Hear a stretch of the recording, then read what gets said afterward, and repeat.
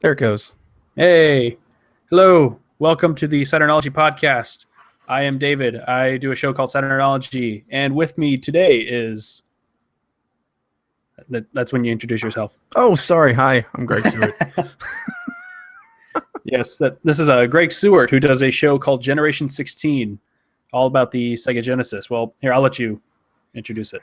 Yeah, it's that's exactly it. It's all about the Sega Genesis. It's basically exploring the history of the Sega Genesis and also just gaming in the 90s by going through each game in chronological order, which is a lot of games. So, but yeah, it's Nice. it's like 5 games an episode, and go check it out. I had to close out a thingy real quick because I was listening to myself talk. That was really freaky. All right. But yeah, that's Greg, and I'm David. So Greg, what have you been playing recently? Modern stuff. I've been playing a lot of Witcher 3.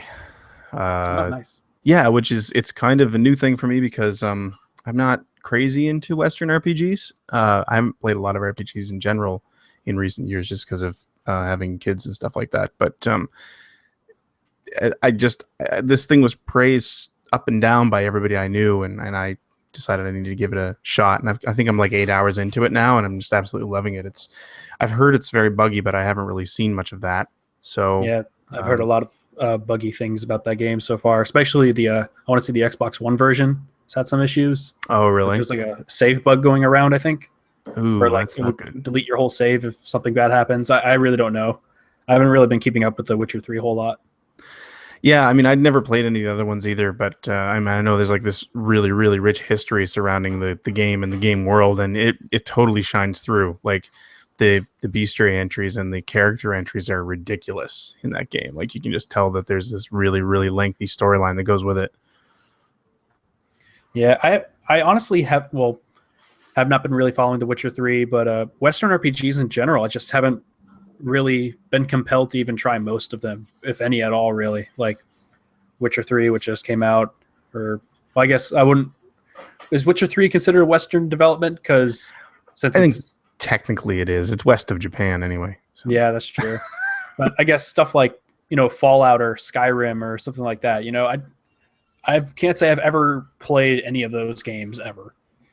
Yeah, I mean, I played like probably 10 hours of Fallout 3, and I was crazy about like the Star Wars Knights of the Old Republic, the first one. Mm-hmm. But other than that, I mean, I'm very much like a Final Fantasy Star RPG player more than anything else, which I've been playing through Phantasy Star 2 recently as well. Yeah, so it's quite a contrast. Seeing that. Yeah, I guess RPGs are games that I really want to like, but there aren't really that I can really think about that I've had a really good experience with. If it says anything, the best turn-based RPG I've ever played is Super Mario or Mario and Luigi Superstar Saga for Game Boy Advance. Those are great games. It's so good. Yeah. And then the sequel to that, Partners in Time, I got that when it came out, and I just did not like it very much. No, not so good. Yeah. That game's been like, the first one was amazing, and then they've been pretty hit or miss after that. I mean, they've all been decent, but some of them definitely better than like Bowser's Inside Story. I really liked a lot. Yeah, I've kind of wanted to try that one. And then what was it? What was the one on 3DS that came out like a year or two ago? Luigi, like the one with a million Luigis in it. Yeah, I haven't heard much about that one. Yeah, it was okay. It overstayed its welcome a lot, but okay. I like the art style a lot, though. That looked really nice. Yeah. Yeah, but I guess the only other RPG that I had a really good time with was Phantasy Star Online for GameCube. Oh, right on.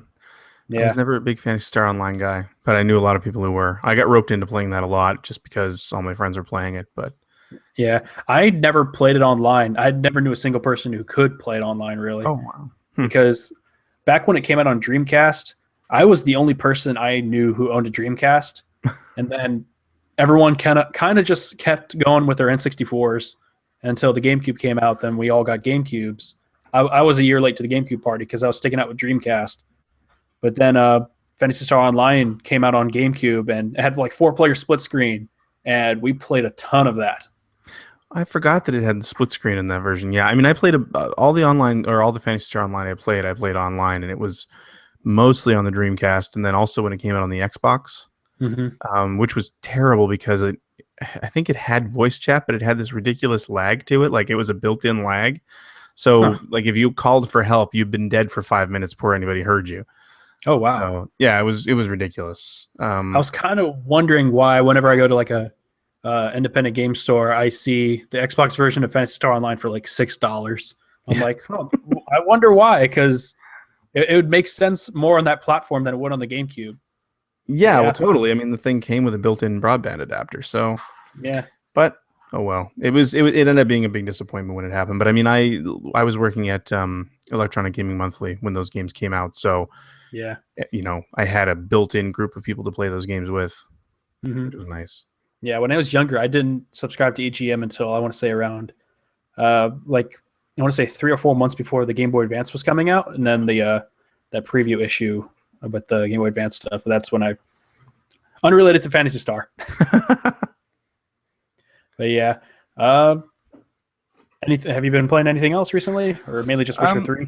Mainly just Witcher 3. I mean, I've been playing a little bit of Splatoon, although my kids have been playing it more than me. Yeah, I really want to find some time to really get into that. I mean, I played one night, and my kids have played it 3 or 4 times since then, and they love it. And I mean, I really liked what I played, but I really want to go play the single player mode at some point, probably after E3. Yeah, I've only touched a little bit of the single player mode. It's fun. It's pretty cool. I haven't gotten super deep or far into it. I hear you unlock way more weapons when you play single player, but I'm just having more fun playing online. Well, it's a great setup. I mean, I'm really impressed by. I mean, I love that every match is only 3 minutes long. That's brilliant. I love that you're not stuck with the same team all the time, and the matchmaking seems to be really quick. Yeah, so, I was super surprised how quick and easy it is to get into a match. Yeah, it's very little downtime which is, I mean, that's like always the killer in online shooters, especially, right? Like you get into the matchmaking stuff, but I'm really impressed by how little downtime it is. I mean, like I said, my kids are playing it, and they're 7 and 6, so they don't have a whole lot of patience anyway. Yeah. And they never have to complain about, they never have to wait. I think we've only ever dropped twice, and it wasn't even during gameplay. So and immediately you're back up and running, and you're in a match. It's great. Yeah, I know I've dropped a few times during gameplay. The lag in that game is really strange because it's like kind of where you're shooting all over the environment, but you're not spreading any ink anywhere. It's really bizarre. Like it's the most frustrating kind of lag because you could be doing something and then nothing's happening. It's interesting. Yeah, it's really weird. But yeah, Splatoon's been great. I feel like the only missed opportunity for that game is its local multiplayer. But that's every game nowadays with local multiplayer. Without local multiplayer is a missed opportunity. So I would agree. Like we're planning an event coming up. I raise money every year for Extra Life, and we just started the Halifax Guild here, and we're actually planning an event at a theater. And so we were going through thinking, what can we do, like multiplayer single screen games? And I so desperately wanted to suggest Splatoon because I think it would look incredible, but it's just not there. So yeah, like the only multiplayer mode that it has is that balloon stuff, but I just wasn't really digging that at all. No, not at all. It's not compelling. Yeah, but yeah, that Splatoon is probably the most fun Wii U game that incorporates the gamepad for me personally, because any game that gets like a multi-platform release with the Wii U in mind, which is none at this point, I pretty much like I do my best to play it not on the Wii U because I don't like playing on the gamepad. Really. Oh, really? Yeah. Like, I guess one example is Sonic and All-Stars Racing Transformed for the Wii U, and uses the triggers as like acceleration and brake, and they're not analog, which is... Oh, that's true. Yeah, which is a huge bummer. And then what else? I don't know. I just don't like playing on the gamepad. If I can avoid playing on the gamepad on the Wii U, I try to. But some games are built with that in mind. And in some instances, like with Splatoon, it works totally fine, and I love it. Right. But like Sonic Lost World, I wish I could play that with the class or the Pro controller, something like that. What about Sonic Boom? Did you play Sonic Boom yet? Have not played Sonic Boom. I played a little bit of the 3DS one. How's that? I didn't dig it at all. No. The big version is I played it for about a night, and then I sold it. I just you actually bought it. Oh yeah, I pre-ordered it. Oh no. Yeah. Yeah. Sonic Generations gave me hope again. I mean, like Sonic had gotten so bad, and then Sonic Generations happened. It's like, okay, so they can still make a good Sonic game, and yeah, and then I played that, and it was just like, this is terrible. It was so terrible. Yeah, I've had someone compare Sonic Boom to like a collectathon kind of like Banjo-Kazooie style game. In which case, like, okay, I could see it going in that way, but like in terms of like it's just not a very well built game, really. No, it's not. And the collectathon thing wouldn't even be that bad if the game wasn't so broken. Like, it's got tons of technical glitches, and it grabs control from you all the time, which, I mean, that happens in Sonic games. But when you've got a big open world where you're supposed to be able to wander around freely, it's not a good thing. And it's also empty. The world's empty. I mean, it just feels like it would be an open world game like on an N64. Just, we created this massive expanse, but there's nothing in it. Mm-hmm. I guess one of the more disappointing things with Sonic Boom was that it had quite a pedigree behind it, actually. Mm-hmm. That Big Red Button Studios, I think that was actually their first game. But like the people behind that studio were like people who worked on like Uncharted and other stuff like that, Yeah, that was one of the reasons I had hope for it. But I mean, I don't know if it's just that nobody knows what to do with Sonic in 3D at this point or what. It's just not happening. It was more or less really like translated. Like them trying to reinvent the character in some sort of way and them not really knowing how to do that, I guess. Yeah. They're trying to base it off a TV show that hadn't been made yet. Yeah, it was weird because I don't know why you'd want to introduce that new look through a video game. I think I'd rather wait for the TV show to be out there so at least you could maybe build some cachet, and, then it's like, okay, if the TV show is great, then you can kind of get away with a subpar game as well. Have you actually watched any of the TV show? No. Don't. I tried watching an episode of it. Like, I think it was like a week or two ago. We were like going through channels and we were like, oh, I've never seen Sonic Boom. It just happens to be on. And man, I guess I just can't really watch cartoons anymore like that. But a lot of people seem to actually really dig it for whatever reason. Well, that's good anyway. Yeah, it's been doing all right for them, but I wasn't a fan. I couldn't get past the character designs. I think the character designs are god awful. Yeah, they just ugh. I honestly don't mind the character designs. The only one that bothers me is Knuckles. Yeah, that's the only one that bothers me. Yeah, because I don't know if they redid his personality or anything, but the fact that Knuckles was like Knuckles is inherently kind of stupid. So sure, he's gullible. And yeah, he's a gullible kind of idiot, but you sort of love him in a way. But giving him the physique that like kind of reinforces that kind of ruins the character in a way for me. Like how he was the same stature and size as the other characters in the older Sonic games, like kind of worked for his character, but now he's like kind of a stupid guy now. Yeah, no, I absolutely agree, because it's like once you get past sort of his naivete, he was a good character, but now he's just like the big dumb tank stereotype, and it just doesn't work at all. Yeah, pretty much. But so Witcher 3, Splatoon, played anything else? No, like I said, I mean, I've been doing a run through Phantasy Star 2 for Generation 16 Live, which I didn't actually play last night because I was doing pre-3 stuff. But and I'm starting to. I actually just got a Super Famicom RGB cable. Oh, nice. So I think I'm gonna be doing a Mario World run here soon. I was playing ActRaiser. Actually, on the very show. Nice. It's like one of my favorite games of all time. Yep. The first time I played ActRaiser was the Wii Virtual Console. Really? Yeah. Wow. ActRaiser came out before I was born. I was just gonna. when I said "wow," I had to stop myself there because I figured that was the case. So. Yeah, that was a super early like Super Nintendo title too, wasn't it? Like, wasn't that year it came out? Yeah, I believe if it wasn't a launch game in the US, it was really close. It was actually a pretty early Super Famicom title. Like I think it came out. I want to say it originally came out in 1990 in Japan. So yeah. Yeah, I have it for Super Famicom and everything. And yeah, soundtrack's fantastic. Yeah. It's one of the 4 Super Famicom games that I still own. I sold a few games the other day, and one of them was not ActRaiser, because you're not prying ActRaiser out of my cold dead hands. Yeah, I love that absolutely. game. I assume you sold games so you could buy more Saturn games. Is that? So, nah, I haven't really found. There are some Saturn games local to me, but they're all stuff I have. And if it's not something I have, it's sports games that are $10 for whatever reason. Mm-hmm. And I mean, they're games I don't have, but they're sports games and they're $10. Like, no, no. But yeah, you should try NHL All Star. I don't have that, but You don't want that.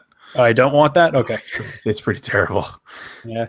I think the only ones they have there that I don't have are Frank Thomas Big Hurt Baseball and some PGA Tour game. Okay. Yeah. Everything else I have in one way or another. If I ever want to buy cases for like wing arms or something, I could totally do that. Yeah. But I guess what I've been playing is a lot of Splatoon. Tons of Splatoon. I've really got to get into that. Yeah. And Project Cars. Oh, I've been playing a bit of that too. Actually, Yeah. I was going to ask you if you've been playing because I know you like racing games. So Yeah. I recently picked up Project Cars and I'm really, really liking it. Cool. Are you going through the career mode? Here and there. I started with the go-karts. It seems pretty manageable so far. But I do like to do the free racing or just set up a single event, just try out all the cars. Mm-hmm. Yeah.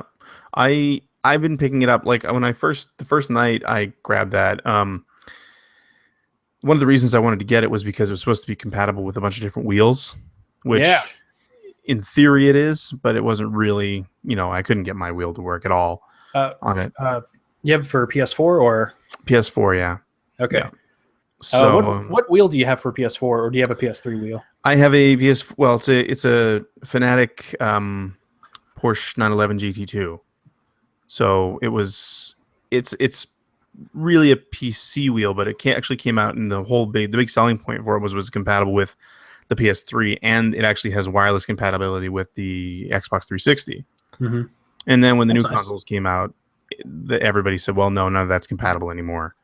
And then Project Cars comes along and they're like, yeah, that wheel in particular, but a bunch of them they're all compatible on the PS4. So I was really excited. And the first night I spent an hour sitting there trying to get the thing working and it just never would. Oh, that's a bummer. Yeah. And I haven't tried it again, but I have gone back to the game. And once I found some controller settings I liked, I really started to enjoy it. And I love playing, not the Formula 1 level, but about 2 levels down. Open wheel racers, Formula C or something like that. Yeah, they're not super fast, but they're really stable and they're just really fun to drive.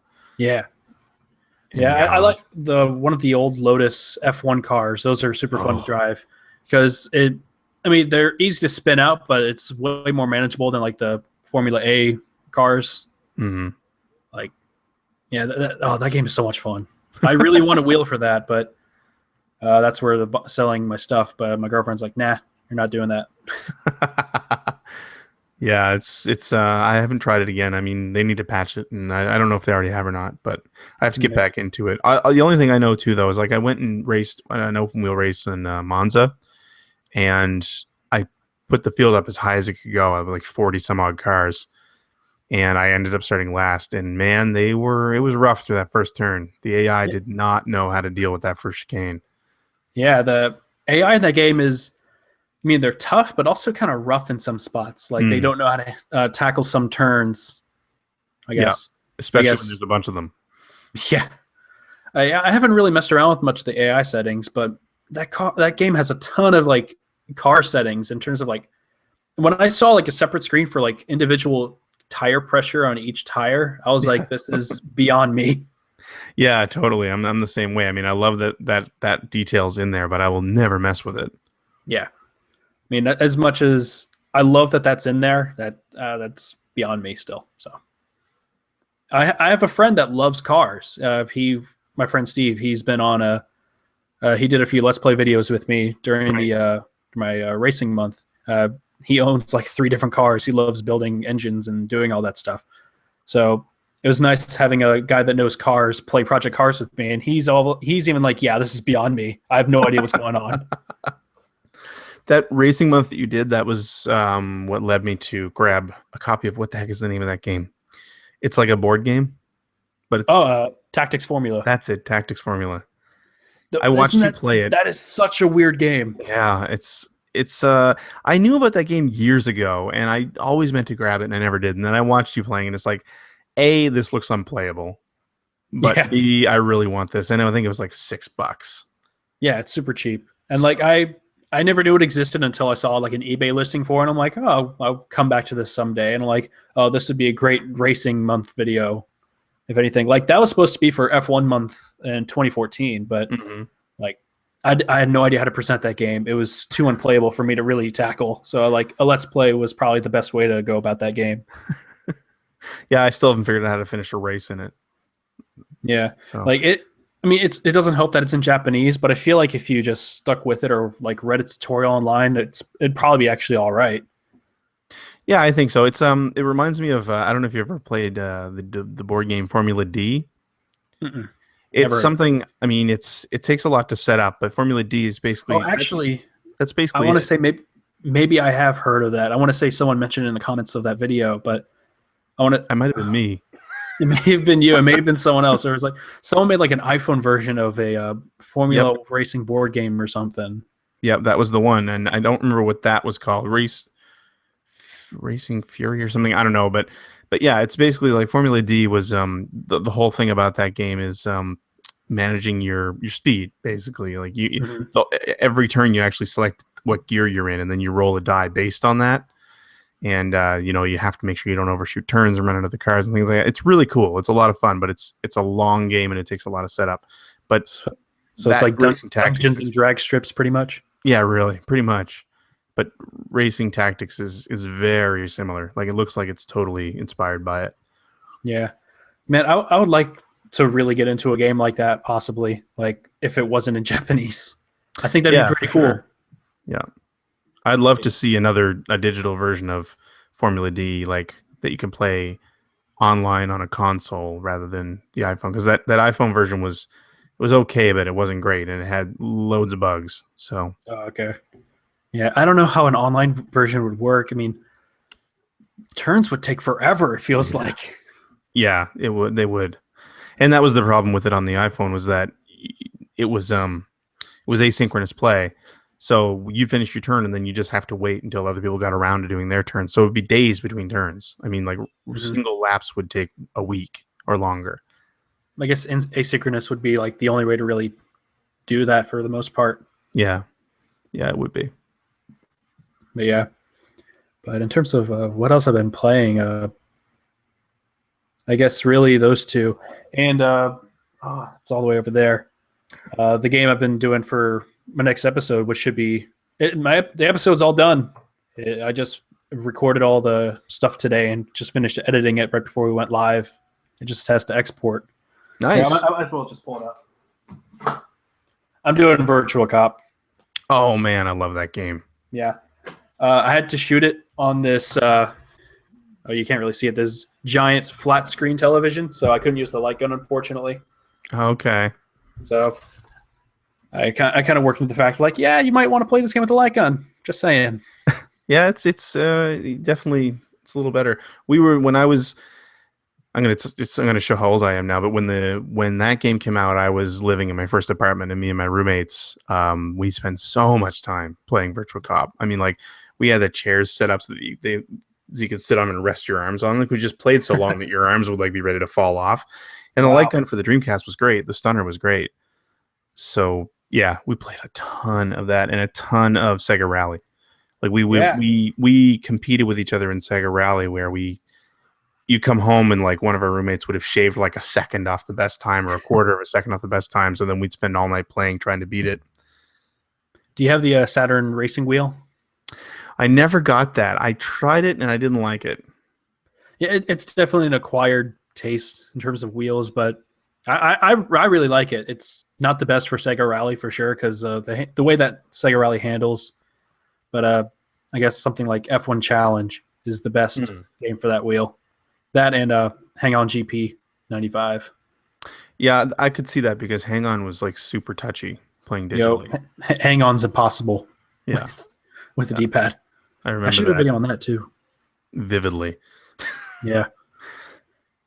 But yeah, I guess that's really it for what we've been playing. Unless you got anything else. Actually, there's one more, and I'm putting together a little review of this for a new website called Hit the Pass, which is a friend of mine, friend of our podcast, Player One Podcast, Rich Grisham. He and another guy, Brian Weeda, I think is his name. Anyway, it's a sports-based site, and they asked me to do some racing content. So I've actually been playing a lot of Test Drive Le Mans on the Dreamcast. Okay. Oh yeah. And you want to talk about, you were talking about triggers earlier, and it made me smile because, I mean, the Dreamcast obviously is one of the first, I think it was the first controller with the analog triggers. Yeah. They are not comfortable. They are so not comfortable. The way they're positioned, they're like not on the tips of your fingers. They're like right on the right there knuckle parts. It's you don't really realize it until you get older, but yeah, those are not comfortable. No, not in the least. I played the game lets you do multiple types of they call 24-hour. They just accelerate time. And I did, I think, the 30-minute version the other night. And by the end of it, my hand was just like a claw. Like I was doing that thing where I was adjusting my hand so that the pad would hit this part of my finger as opposed to this. And then I was on this end, and it was just like, it just wasn't happening. Yeah, for that, I actually also have a Dreamcast wheel. I remember when Babbage's was just fire selling Dreamcast stuff. And I got a Mad Catz racing wheel with the pedals for Dreamcast for like 10 or $20. That's awesome. I should have done that. Yeah, it's not the best wheel, but it's a wheel. So, yeah. Test Drive Le Mans, fantastic game. Yeah, I've never played it on Dreamcast. I should probably pick it up. Oh, really? Nice. Yeah, I mean, if you played the PS2 version, I want to say the PS2 version is superior. I can't say I've really played any Test Drive games. Really, it's not a series I really grew up with. I would totally.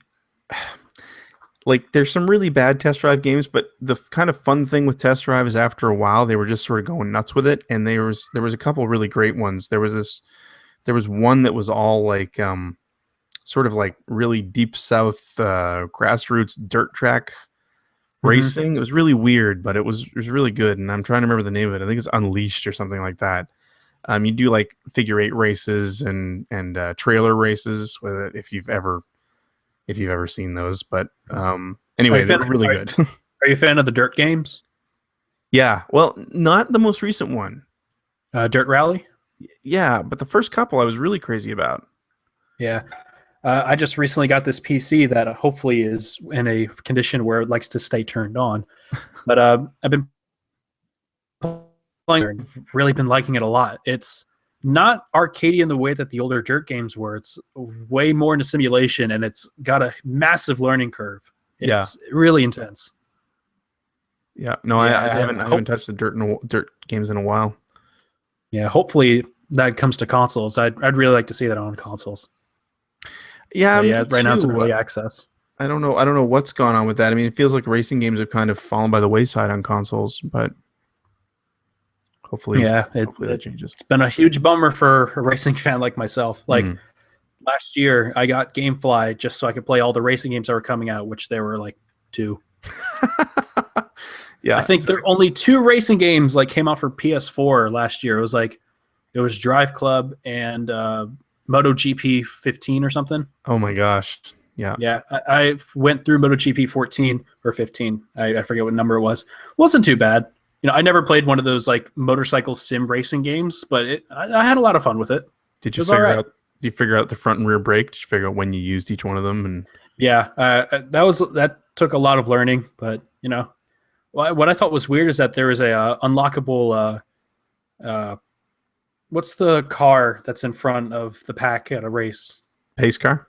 Yeah, there was a pace car mode in that game. Really? Yeah. So they never bothered to change the handling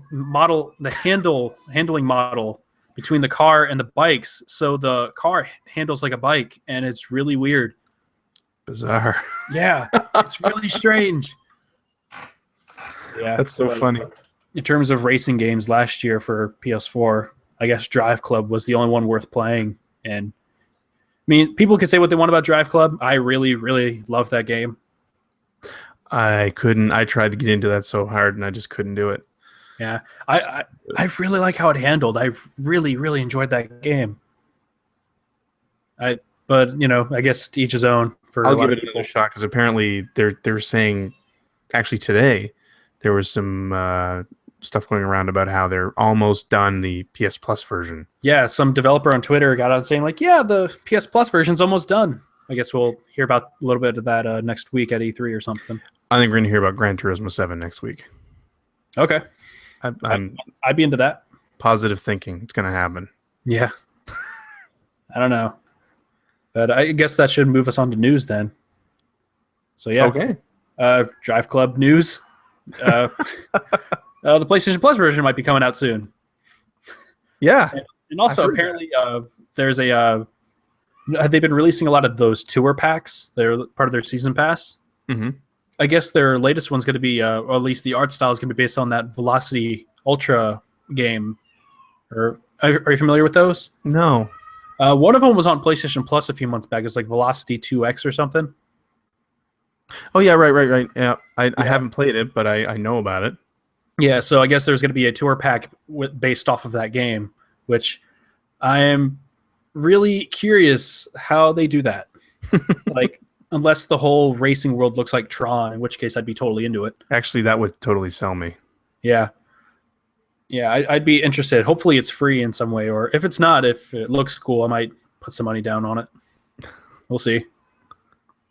I guess in other news, I'm going to pull up a news website because I totally forgot other news stories I could talk about. Well, I guess E3's coming up. I've heard that, yeah. Yeah, I suppose that is coming up. I don't know about you. I've heard some news about that. A lot of games being announced the week before E3, which is kind of strange. Yeah, it seems like that's kind of the way it happens now. We were talking about this on our show last week, because I mean the three of us on that show used to work at Ziff Davis, and so we had to go cover these shows. And back when we were doing it, all the announcements happened at the show. Mm-hmm. And the thing that I think a lot of companies started to realize was that you just get buried. I mean, it's just a torrent of new information, and if there's one, like Microsoft shows Halo or Konami shows another Metal Gear, it's like, well, then that's just ink you've lost.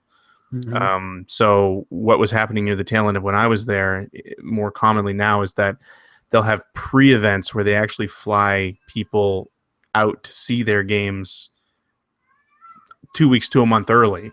Yeah, like I think it's like Judges Week or something like that too. Yeah, exactly. The Judges Week thing is a perfect example of it. So then we know everything going into the show now. And of course, with the internet, the information propagates so quickly that, there's never any really big surprise. Although I find Nintendo's still really good at that.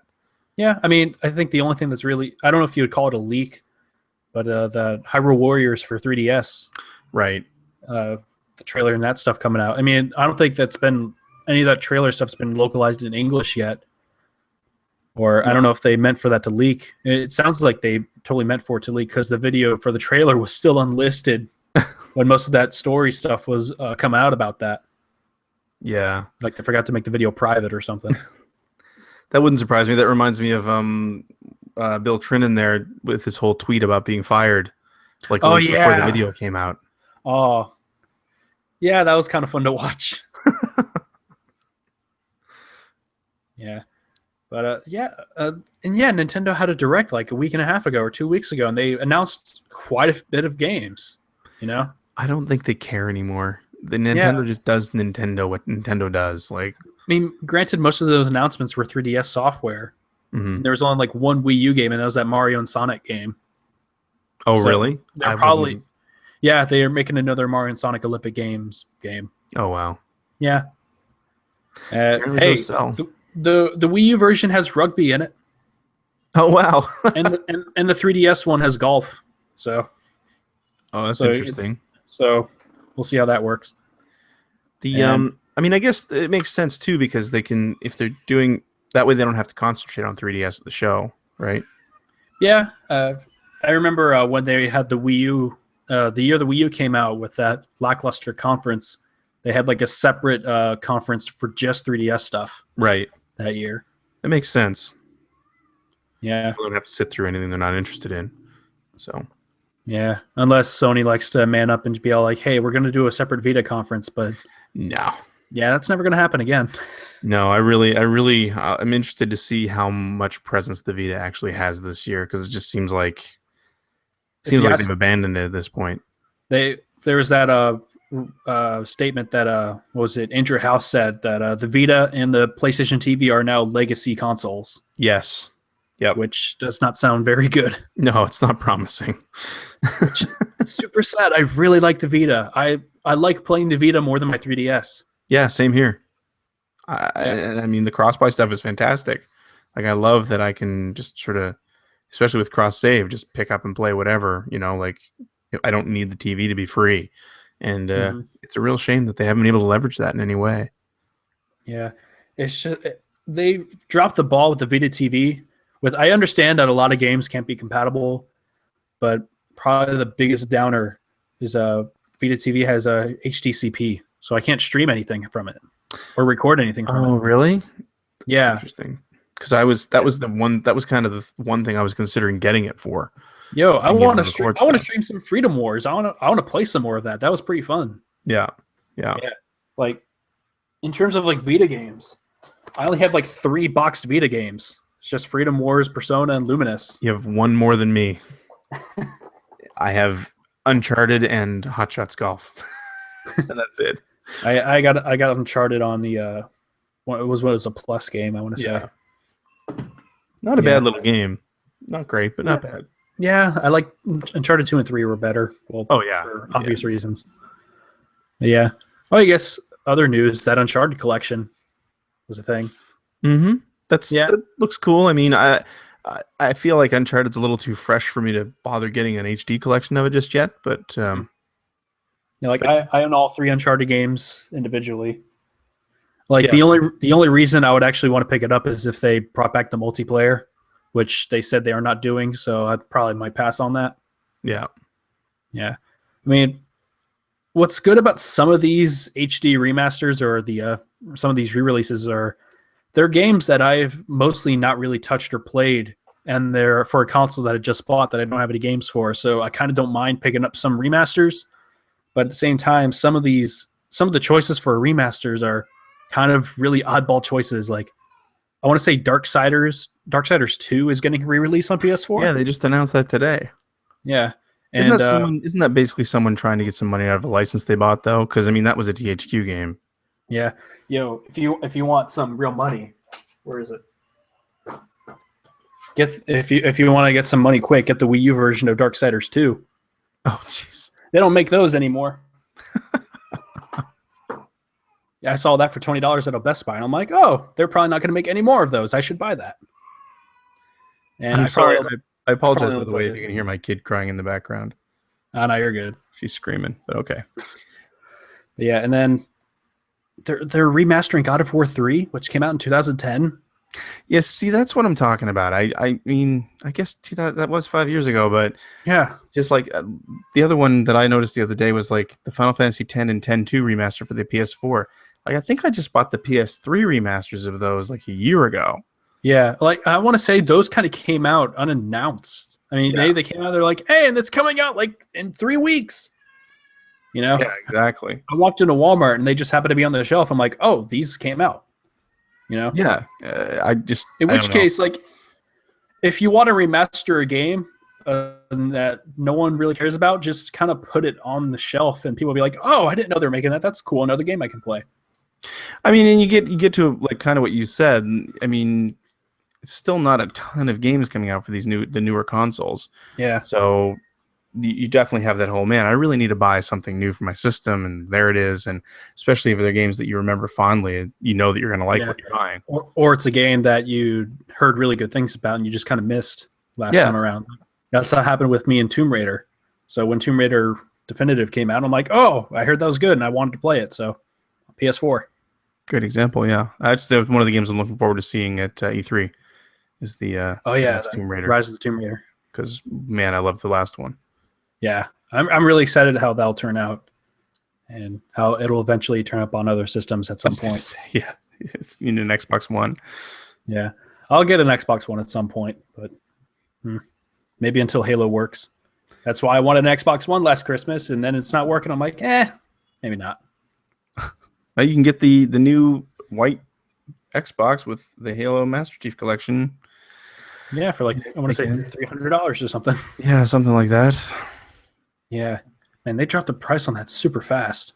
It was like $500 when it came out. Yeah.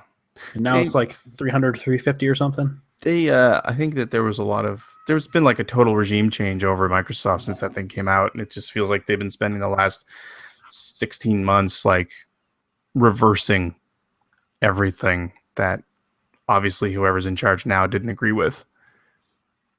Oh, man. I've come across a depressing story here from Kotaku. The headline is, even Halo scaling back on split-screen multiplayer. Uh-oh. Yep. The times we live in where people just can't stand looking at each other when playing games anymore.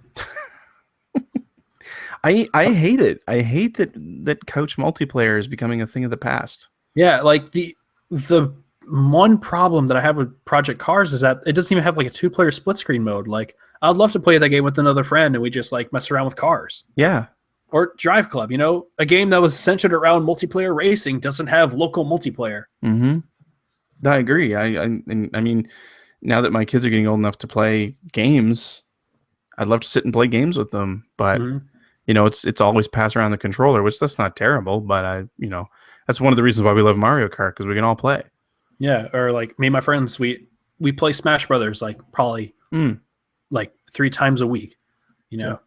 We put up. There's a live stream on the Saturnology channel. You can watch us play Smash Brothers terribly. that one, that was a blast. But yeah, and like I would say Nintendo's the only one doing local multiplayer right, but at the same time, they kind of dropped the ball with Splatoon a little bit. But yeah. I mean, I could see Splatoon to a point because they do use the screen for something, but yeah, I think I would have rather had local multiplayer. Mm-hmm. Like, what's a game from this past generation or this current generation that's not on the Wii U that has like really good split screen multiplayer? Really, I don't even know. I can't think of one.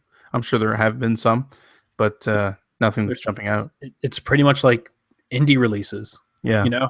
Those are the ones that have been like holding it up, like Towerfall or Starwall, or like 4-player games that are heavily reliant on people being there, local multiplayer. Sports Friends was probably one of the best local multiplayer games last year. iDarb. I never played iDarb. Oh, really? It's pretty good. iDarb. Yeah. I got Sports Friends. We played Johann Sebastian Joust for like a whole summer. I bought 7 Move controllers just to play Johann Sebastian Joust with my friends. I never played that. Oh, it's so much fun. I had a lot of friends who played it. Yeah, you're looking. I bought 7 Move controllers.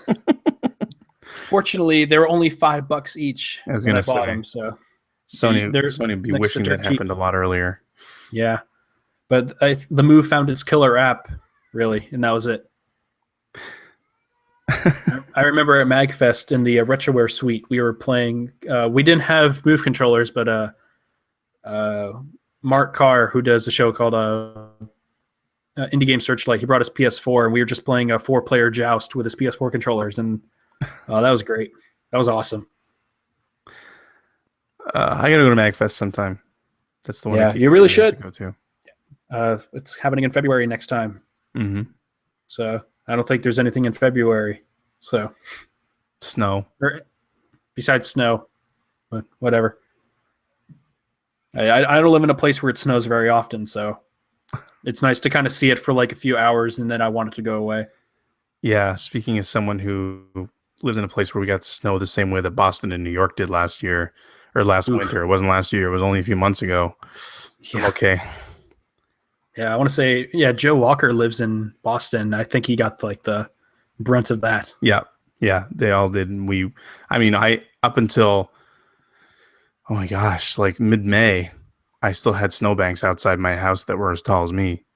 Mm-hmm. And that's not normal. Yeah. Man. Yeah, here in Wilmington, it doesn't really snow at all. We're so close to the water. We're so down south for the most part.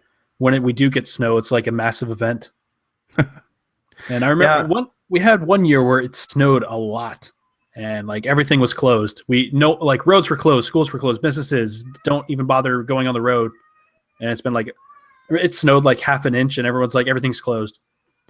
That was my first development job was at a place called Vicious Cycle in North Carolina. And I've heard of them. Yeah, and the first week I was there, I woke up and I looked out, and oh my god, it had snowed, but it was like a dusting. Like you couldn't, you could still see everything under it. Like it wasn't even enough to cover the grass. And my phone rings, and it's my boss, and he's just like, "So obviously we're not working today." Like, what? We're not working today? Like this is nothing. Mm-hmm. Yeah, no, like especially here in Wilmington, North Carolina, there's like we don't have any kind of the city's not built to handle snow of any kind. Right. We don't have any kind of machinery. We don't have like no way of salting the roads or anything. It's mass chaos. Which, yeah, I mean, yeah, when I stopped and thought about it, that's exactly why. It's like, yeah, it'd be totally dangerous for people to drive around with summer tires on and things like that. And I just take it for granted here. I mean, when November comes around here, you take the car in and you put snow tires on. Yeah. And then you're not really all that worried, but everything's salted and sanded and plowed and yeah. Yeah. How long were you at Vicious Cycle? I was there for a year, in 2004, I think. Oh, what did they develop then? Because the only two games I could think of were that Robotech game, and they did a EDF game. I was not there for the EDF game. I was there for their second Robotech game, Invasion. Yeah, they did make two of them. And Spy vs. Spy, which not a lot of people know that we even did.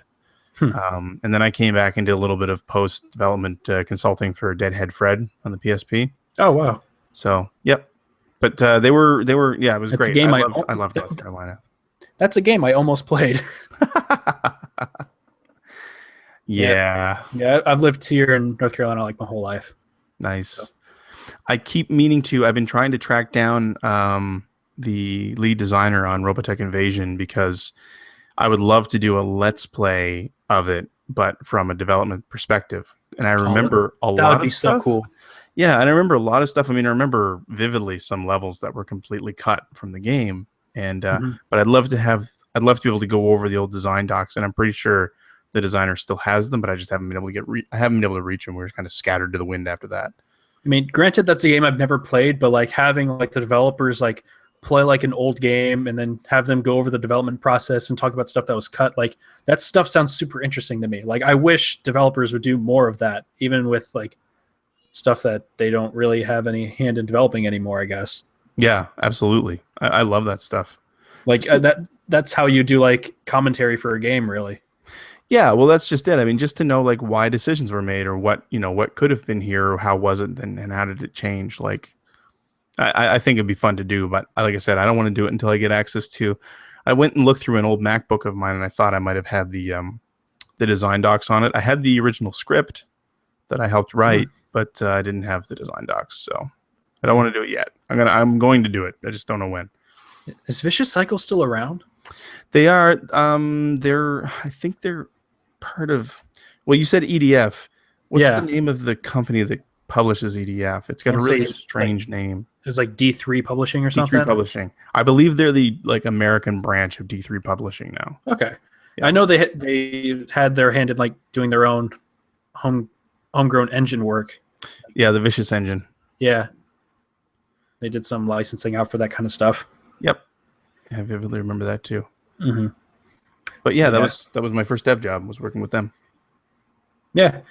I mean, I guess what else are you doing now then? Nowadays? Yeah. I'm still doing game development, but it's all HTML5 and mobile stuff. Oh, okay. I'm not doing console stuff anymore. I was doing console stuff up until a couple of years ago. But yeah, I've moved into that, and I'm kind of getting away from design and things like that. It's project management. I'm too old now for that stuff. So I guess, what was the last game you developed? The last game I developed that was published was it would have been, I think it was a Connectimals game on iPhone. Oh, yeah. Oh wow. Yeah, I worked. Me and my team in Halifax worked a little bit on Elite, the latest Elite game. Oh, What the heck is the name of it? Elite Dangerous. Elite Dangerous. Wow, you We did did a some work on little that? bit of that. Yeah, I mean, not Oh, a whole wow. lot, but we worked on the navigation Yeah. system and the map screens and stuff like that. Oh, okay. So That's cool. yeah, that's pretty neat. I've been wanting to try that game out. That was the game that kind of sold me on an Oculus Rift because it's apparently supposed to be one of the best games for Oculus Rift. But we did like a press day back when I was still there, and I got to be the guinea pig, and so I got to wear like a Rift dev kit and play the whole time. And I don't get motion sick or anything, but that was just incredible. It was totally amazing. Yeah. And speaking of Oculus Rift, going back to news, they've shown off the final Oculus Rift for consumer use today. They had like a little conference today. How much did they say? I don't know if they showed a price, but the final unit looks really nice. I wish I could put a picture of it up here. I'm looking at my other computer right now, and they have like these weird controller like strap things. Like each hand has its own joystick and two buttons, and they have like a little strap that goes around it. I guess they're cool. I guess they're motion sensitive too. Yeah, they would have to be. Yeah. I don't think they give a price. I'm sure it'll be to get all that stuff's going to be pretty pricey, and you're going to need a good rig to run it too. Oh yeah, for sure. And then they also announced a few exclusive games for it. Probably the biggest one was a game called Edge of Nowhere by Insomniac. They're doing a Rift exclusive game. Or Insomniac, okay. For those who don't know, it's Ratchet and Clank and Resistance people. They're making a Oculus Rift game. That's ballsy. Yeah, and then they also showed off like the developers who will be contributing to the Rift. So it's big names are Insomniac, Harmonix, High Voltage, CCP, who does EVE Online, and Square Enix. That's probably the biggest name on there, which I'd be really interested to see what Square Enix does with the Rift. Yeah, me too. I want one mostly for racing games. But I guess since I have Project Cars for PS4, I'd kind of want a Project Morpheus, how that would work out for Project Cars. Yeah, I think they even said that they are planning for that too. I hope so. That I feel like that's one of the reasons why I feel like we're going to see something about Gran Turismo 7, because I think it's going to end up being like a Morpheus flagship title, and I know that'll be the thing that pushes me over the edge. If I can get a wheel, or the wheel that I have is compatible with the PS4, and I can play Gran Turismo 7 wearing the Morpheus, I'll be all over that. Yeah, that'd be amazing. Yeah. And I guess Ready at Dawn also said they're making stuff. It looks like. Okay. I just recognize that logo. And see if you recognize this name, Sanzaru. Does that name ring a bell? Yeah, that was the ones who did the last Sly Cooper game, wasn't it? Yeah, they did the fourth one. They did the Sly collection, and they are handling the 3DS Sonic Boom games. Oh, really? I didn't know that. Yep, they did the first one, and they're also doing this next one. That's a lot of like legacy PlayStation developers you just listed there, like Ready at Dawn, Sanzaru, and Insomniac, and even Harmonix. Yeah, it's interesting. Yeah. So I mean, I guess they're getting on board because maybe all their stuff would carry over to the Morpheus pretty easily. Maybe. Yeah, I can only imagine that would probably be it. But I guess other news. I guess there's probably way more news, but that's all I can really remember right now. I don't care much for Fallout 4. I don't know about you. No, I'm not. I mean, it looks really cool, and I enjoyed when I played at Fallout 3, but I'm happy people who like that Fallout stuff get another one, but I've never really been too into those games. Yeah. But yeah, I guess let's talk about E3 for a little bit. Because I like E3. I like being at home watching conferences a lot. I don't know about you. That's the way I prefer E3 now. I've been there when I've had to work the show. I've been there as an exhibitor. And now I like not going and dealing with the crowds and fighting my way to see things and all that. So, yeah. I like being able to stream it. I mean, E3 is one of those things. As like a young child, I've always wanted to go, just to see the spectacle. I'm the kind of person that loves going out on Black Friday just to be a part of the chaos. Oh, really? Yeah, I enjoy it. I went out on Black Friday on Thanksgiving Day at like 6 at night, just so I can get a Diablo 3 on PS4 for $30. Wow. I'm that kind of idiot. I would never do that. I love the chaos. I don't know why, and I'd probably like E3 because of that. You would, from the sounds of it. That's kind of the way. Well, I mean, I haven't been there in a few years now, but that's the way it is. Pretty much, It's like shoulder to shoulder all the time. Yeah, I feel like the only way to really see games you want to see is to get appointments nowadays.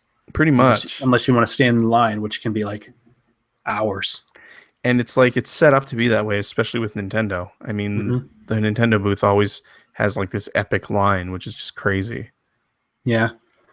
But like I guess Nintendo is the only one that has like console stuff that you really can't get anywhere else for the most part. True. Like, if you want to play a demo of a game that's on PS4 or something like that, I mean, I guess if it's third party, you can play it at someone else's booth for the most part.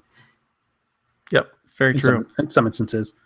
But so I guess Sundays when stuff's really kicking off, they got Nintendo's conference. Well, Nintendo's not having a conference. They got the Nintendo World Championships happening Sunday, which I'm excited to see. I'm reserving my excitement for that. I hope it's good. I'll watch. I mean, fortunately, there's going to be a lot of stuff happening still Sunday. I mean, Bethesda's also going to have its conference where they're apparently going to be showing off Doom, that new Doom game. That I'm excited for. I'm really excited for that. Yeah. And then I loved Doom 3. I know that it's not necessarily the greatest game ever made, but I loved it. I should really go back to that. I only played like a little bit of it. Oh, really? No. Yeah. I bought Doom 3 BFG just so I could play Doom 1 and 2 because I never played them before that point. Oh, really? Wow. Yeah. My first, when I bought my Sega 32X, I want to say a year and a half ago, maybe 2 years ago, one of the first game I got was Doom on the 32X. And I'm like, I never actually sat down and played Doom before. So I played a lot of Doom on the 32X. And I'm like, I really like this. I should play a better version of it. So yeah. I got the PS3 version, and that was a whole summer playing Doom and Doom 2. Not a bad way to spend a summer. Yo, that I couldn't have imagined playing those games any better way. That was so much fun. And now I can't wait to play this new Doom game. Whatever that'll be. Like I said, I'm really excited to see how it goes because it's also going to be the first one without John Carmack, right? Yep. So we'll see. But I'm excited. And then, Bethesda conference. And Nintendo's actually going to have a little direct on Sunday as well. Specifically on Sunday? Yeah, well, they're going to have their big one on Tuesday, like they always do, but they're going to have a smaller one on Sunday, specifically for Smash Brothers. Oh, yes, right. I heard about this. Yeah, they're apparently they're going to be announcing new content, and that's also the day when Lucas comes out as a DLC fighter, which, I mean, I never played as Lucas, but, people are excited for that. People are seeing this as like a tease at possible Earthbound-related announcements at E3 for whatever reason. Yeah, but people have been seeing things as teases for Earthbound-related releases for E3 for like 20 years now. I mean, people have been tracing this stuff like Half-Life 3 announcements. They being all like, when Nintendo announced this Direct, it just happened to be on the 20th anniversary of Earthbound. Okay. Yeah, and they liberally just call out Mother 3 as a game that never came out here. Oh, well, then you never know. Yeah. It'd be cool. A lot of people are saying we might get an Earthbound collection of some sort. That would be great. I would actually partake in an Earthbound collection. Yeah. Sure. I'd be, I have Earthbound on my virtual console. I never touched it. Mm-hmm. I bought it just to be all supportive, be like, hey, I want to see more of this because I think it's cool. Same here. And that's also a game I would actually really like to play sometime, but RPGs, I can't. It's hard for me to really get into them. You should tell Joe Walker that you want to play that, and then he'll just remind you every single day that you should be playing that game because I know that's like one of his favorite games of all time. I should just have him on a Skype call and just have him talk me through the game. Yeah, there you go. See? Yo, if Joe's watching, we should get together and figure that out. No, but I mean, a mother collection would be great. Like I would totally grab that. But I was the same as you. I've never actually played through the Earthbound that I bought on VC. I didn't need to buy it because I have the cartridge. But I bought it just to support the fact that they were doing it. It's like, because VC, the virtual console stuff is such a wasted opportunity in my eyes. Like, they were really, really jamming there for a while, especially when they had like the TurboGrafx stuff and the Sega Genesis, and then they had like TurboGrafx CD, and they had some old PC stuff too. It was arcade was great. That's the only reason to really keep a Wii around anymore. Yeah, it's for that stuff. And now it's just this endless like drip feeding of stuff that, you know, and it doesn't have any of the other consoles, and I don't know. We got a glimpse of what it could be there for a little while, and it's just so sad that it's gone. Yeah, I mean, fortunately, you can access that stuff on the Wii U still with like the Wii channel and stuff like that, but you'd still need to buy like separate points or whatever. Like I want to go on there and buy the East games. Yeah, I want to go back and play those. Yeah, that's how I played through Ease 1. I never did go and finish Ease 2, but like that, it was just so convenient. Yeah, you know, I already have the system hooked up, and there it is. Yeah, I'll definitely play that right now. I remember when the 3DS came out, when they were talking about the Virtual Console in there, they talked about getting a TurboGrafx games on the 3DS eShop, and I'm like, okay, that kind of makes sense. I guess the only TurboGrafx handheld was the Turbo Express, but they never really got around to doing any of that. No, unfortunately, because I guess the only reason TurboGrafx happened on Virtual Console was like because Hudson Soft was so heavily involved, and now Konami owns Hudson. Now Konami doesn't want to do anything anymore. Yeah, that's somebody needs to swoop in and buy those licenses. Wasted opportunity. Poor Konami. Yeah, poor Hudson Soft. I care more about Hudson than Konami at this point. Who owns Taito stuff now? Square Enix. Square Enix, right? Yeah, because Square Enix tries to shovel out Space Invaders once every year. Every year, a big event. Right? Yep. Now I remember. Yeah, remember. That's another one. Like the Taito has some amazing properties that would be so great to see make a return. And you know, I mean, God, there was the Space Invaders company, but that's all they ever want to use it for now is Space Invaders. Yeah, I mean, what else is? I mean, Taito did make a bunch of stuff, but I'm trying to think of like legacy wise, like what else did they do? Like Arkanoid. You got Bubble Bobble. Bubble Bobble, yeah, with Rainbow Islands, which I gained a real appreciation for doing Generation 16 because I didn't even think that was a great game until I really sat down and played it. I bought Bubble Bobble on the Saturn thinking that it was Puzzle Bobble. Like, oh, really? Back a few months ago at MacFest 8.5, I bought that. I'm like, oh, I love this game. And then I'm like, oh, wait, this is Bubble Bobble. Okay, I still dig it. I still like Bubble Bobble. And then it had like Rainbow Islands on it. I'm like, okay, this is all right. I never really played Rainbow Islands. I didn't think much of it for the longest time. And then, like I said, it was on Generation 16 there because it was a pretty good port, I believe, that came out for the Mega Drive. And it's a fantastic little game. Yeah. Really, really good. Trying to think of other Taito games, but they had that, didn't they have that racing / shooting game? Chase HQ. Yeah. I mean, you know, there's a ton of, if you really look, there's a ton of classic, really good games that came out of Taito. Taito makes some pretty great shooters too. Yeah, the Darius series. Galactic Attack. Yeah. Or the Layer Section games. Or what else? Yeah, I mean, a lot of Taito stuff came over here under Acclaim. Yeah. Acclaim published them for the most part. Yeah. Like even up through the PlayStation 2 era. So. Yeah, absolutely. And it's a shame that it's being held now with a company that's just not doing anything with it.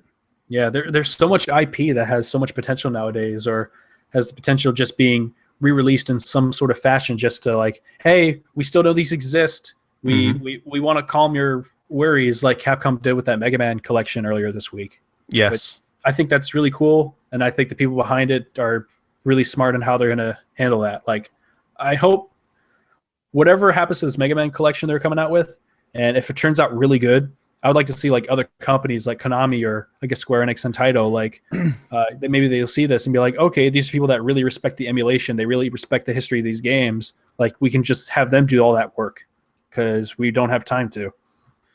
Yeah, and then I think that would be a great way to do it, and I think that's exactly what's happening with Mega Man, right? Like, let's get people that are interested in doing the work and really respect the franchise and respect the authenticity of it, and get something going. I mean, there should be something like that for Castlevania games, for example, you know. But I don't know. I mean, I worry a lot of these legacy companies are either gone or disappearing, and I'm glad that I got to live through some of them. Yeah, but you know, there's a lot of games that sort of shaped the landscape nowadays that are just the companies that made them are gone or disappearing.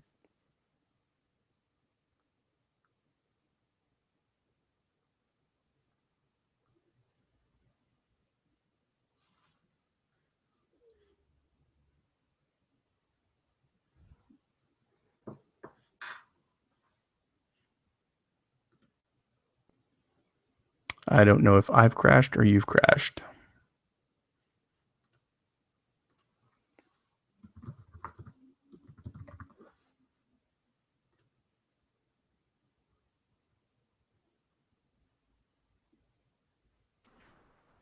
Still there? Yeah, I'm here. Sorry. Okay. I lost you. Yeah. Yeah, that was weird. Okay. Well, we got it back. Yay. All right, and we were talking about Taito or Legacy Collections. Just old games, yeah. Yeah. And I guess going back on that, I guess the best company that I guess has been handling that the best over the last few years has really been Sega. You know. Strangely enough, yeah. Yeah, they're the only company nowadays that really respects their lineage by making it readily available as much as they can. Oh my god, like what they're doing with the 3D Classic stuff on the 3DS is just incredible. Yeah. Like, yeah, it's so amazing. I want to say I've heard a rumor somewhere that we might see Power Drift again someday. That is one of the only Saturn games out there that I don't own yet that I really want. It's so good. Actually, it was your video that sold me on it. That game is so good. And if it's available on like every single console, I'd buy it all over again on every console. Like that's the most expensive Saturn game I bought. It was like $50 when I bought it, and that's one of the games I wanted the most. After seeing gameplay footage of it, I'm like, this is an amazing looking game, and I want to be a part of everything that has to do with Power Drift. It's so amazing. Get me going to Power Drift. Arcades back in the day, and I remember seeing like just pictures of it in magazines and stuff, and thinking it looked so amazing, and then it never came out here. Like but I've seen the arcade machine at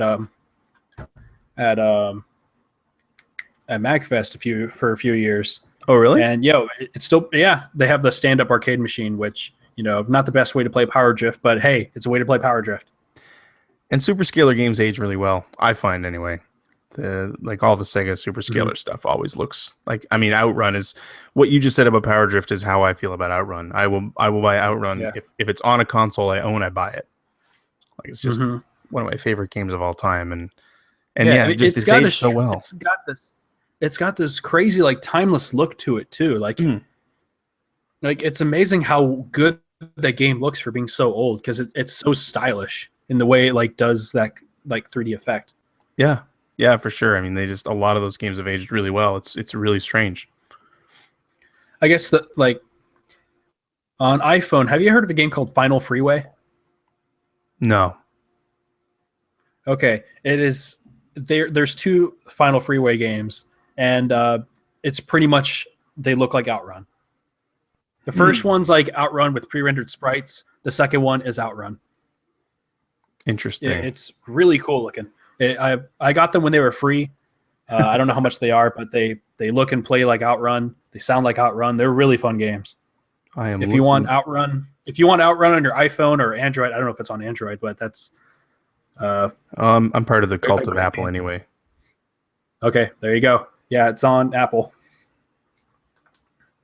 I want to say the sequel is called Final Freeway 2R or R2. Okay. But if you look for the first one, I'm pretty sure you can find the second one. I'll have to do that. Yeah. And I want to see more re-release Sega games. I want to say Sega's kind of like teased the fact that they might be doing some more re-releases on newer consoles, maybe. Like, I really hope that's the case. I mean, they started down that route with Castle of Illusion, which was nice to see. Yeah. But then they kind of didn't go any further. And then, like, any game that the Genesis collection, they kind of released on its own. Like the Monster World games and the Toe Jam and Earls. Oh, yeah. And some other stuff like that. Yeah, that was nice to see, too. So that's how I played World 4. I played Monster World 4. Mm. Oh, that's such a good game. I can't wait for you to talk about that. That's a ways away. I'm just entering December 1990 now on the show, so that's probably 3 or 4 episodes. Yeah. It's going to be a while before you hit that mark, but Yeah. when you do, let me know. I'll probably be in my 60s. At one point, the Genesis box art changed at some point from like that weird black gray grid looking thing to like that red box art. At what point did they actually switch over to that? I want to say it was sometime in 1992. And the only reason, actually, you know what? I say it's even later than that because I don't believe Sonic 2 had that red bar. Yeah, it was between Sonic 2 and 3 because 3 had the red box. So it was actually, you can probably take it for whatever month that the Sega CD came out in the US. And then probably about a month or 2 after that, because when that came out, everything had the cardboard boxes. All the Sega CD games had cardboard boxes, and they had that old Sega CD logo that was on the intro loop. You always can see on the intro loop. And then when they went to the big jewel cases that they kept with the Saturn, that's when they started adding the bar. And it was blue for the Sega CD, and red for the Genesis, and for Game Gear. So it was, I think it was end of 92. Okay. Yeah, somewhere around the end of 92, beginning of 93. Yeah, and I know the 32X had the same thing. They were yellow. Yellow, yep. Mm-hmm. What are your personal thoughts on the 32X? I like the idea of it. It needed to be like a year earlier for it to matter. I think the business thinking behind it was solid. Really, I think it needed to be cheaper and it needed to be earlier, and it needed way more support, obviously. But I mean, like, it could do some really great stuff. Like, hell, the only copy of Virtual Racing worth playing is on the 32X. Yeah, some of the stuff on it was fantastic, but it just, with the Saturn right around the corner, there was never any chance that it was going to be worth buying.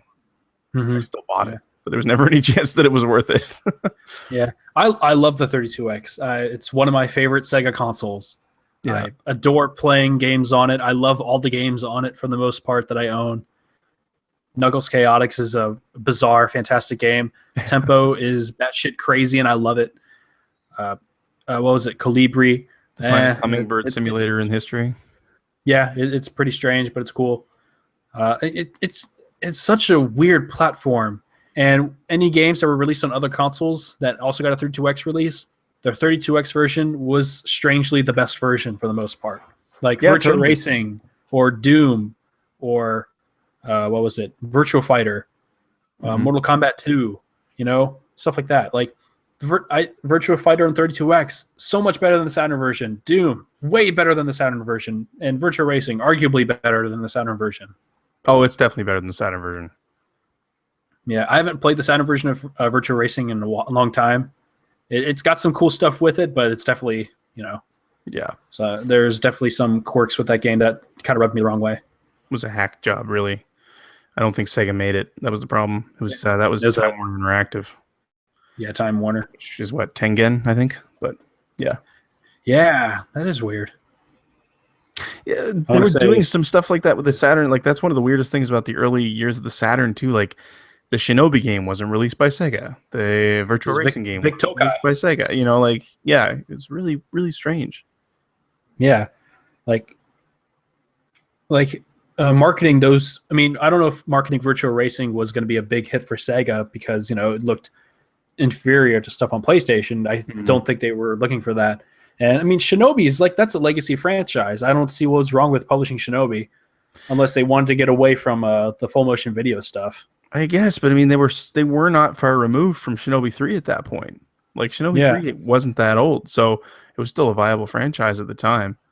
And they were still maybe you're right. Maybe the full motion video thing, maybe Sega of America was just too bitten by it to deal with it. Because I mean, they took a bath on full motion video on the Sega CD. So yeah, if you ask me, the best full motion video game also happens to be on the Saturn, and that's Quarterback Attack with Mike Ditka.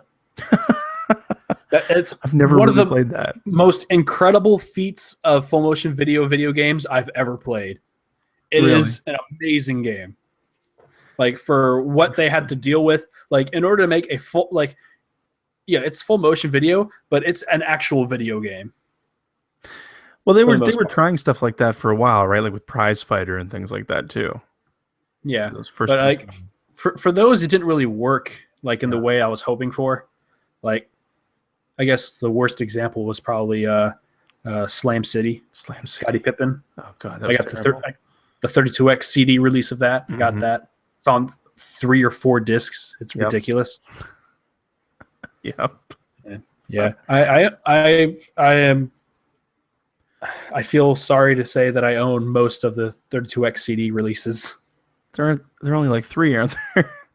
I want to say there's like 5. Oh, is there? Okay. And one of them was Brazil only, and that was like Surgical Strike. That was like the big thing recently. I think somebody finally proved that it actually did come out in Brazil. Everybody knew it, but nobody really had proved it. Have you ever seen that game in action? It was on Sega CD. Yeah, I've played the Sega CD version. It looks crazy. I kind of want to try it.